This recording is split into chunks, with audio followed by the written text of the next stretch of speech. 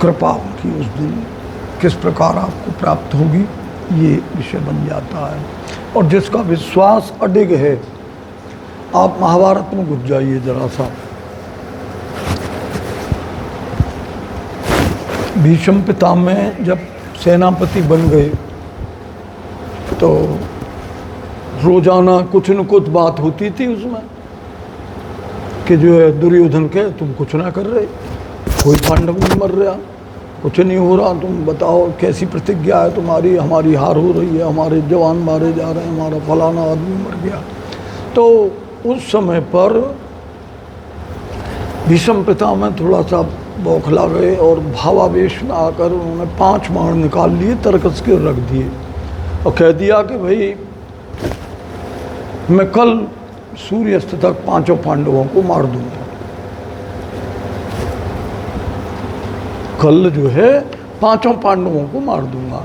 इधर भगवान सिद्धेश्वर श्री कृष्ण जो हैं द्रौपदी के पास पहुँचे। बोले द्रौपदी तुझे मालूम है भीष्म पितामह ने प्रतिज्ञा की है कि हाँ माधव पता है कि कल तो तू विधवा हो जाएगी शाम को। माधव आपके रहते हुए मुझे कोई चिंता नहीं, आपके रहते हुए मुझे कोई चिंता नहीं है। तो बोले तू एक काम कर, अब संध्या का समय था, झुटपुटा हो गया था, और बोले तू अपनी धोती दे एक मुझे। और धोती उन्होंने पहनकर दासी रूप में तैयार हो गए और द्रौपदी से कहा तू आगे आगे चलो, मैं पीछे पीछे भीष्म पितामह के शिविर में चल रहे। और पितामह के वहाँ पहुँच गए, भगवान बाहर खड़े हो गए। द्रौपदी से कहा तू प्रणाम करियो पितामह को। जाकर उसने प्रणाम किया तो पितामह ने उसे सौभाग्यवती भाव, सौभाग्यवती भाव ऐसा कह करके संबोधित किया। तभी द्रौपदी उठकर खड़ी हो गई।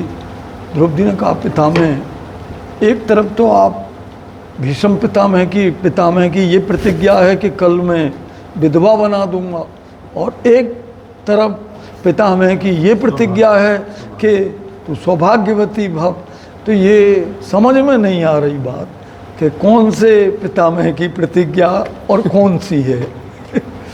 तो विचार किया पितामह ने, और विचार करने पर उन्होंने कहा अच्छा तुझे लाया कौन है, तेरे साथ आया कौन है, इतने अंधेरे में तू अकेली आई है? कि नहीं दासी आई है। अरे दासी नहीं है वो। पितामह उठे, जाके देखा तो माधव खड़े हुए हैं बाहर, और यहाँ तक दे दिया पूज्य गुरुदेव ने तो हमें यहाँ तक कहा था कि द्रौपदी की चप्पल बाहर उतरी हुई थी, कोई जानेगा कि द्रौपदी आई है। कोई आया है पितामह के पास लेडी, तो उनकी चप्पलों को उठाकर अपने पीताम्बर में लपेट कर अपनी बगल में खड़े हुए थे। देखते ही पितामह ने प्रणाम किया, माधव आपके रहते हुए जिसके रक्षक आप हैं, उन पांडवों को कौन मार सकता है, कौन द्रौपदी को विधवा बना सकता है? आप जिसकी रक्षा में खड़े हैं, जिसकी जूतियां आप बगल में लेकर खड़े हैं। भगवान ने भगवान को प्रणाम किया। भगवान बोले चलो भाई द्रौपदी, अब द्रौपदी को लेके सीधे पांडवों के शिविर में पहुंचे। तो पांडव सो रहे थे सब उस समय, और जब सोए हुए थे पांडव तो देखकर पांडवों से कहा, उठाया भगवान ने। बोले तुम चैन से सो रहे हो? तुम्हें पता है पितामह ने प्रतिज्ञा कर रखी है? क्या माधव मालूम है? तो ये कहा क्या प्रतिज्ञा की है कि कल 5 पांडवों को मार दूंगा सूर्यास्त तक। तो तुम चैन से सो रहे हो?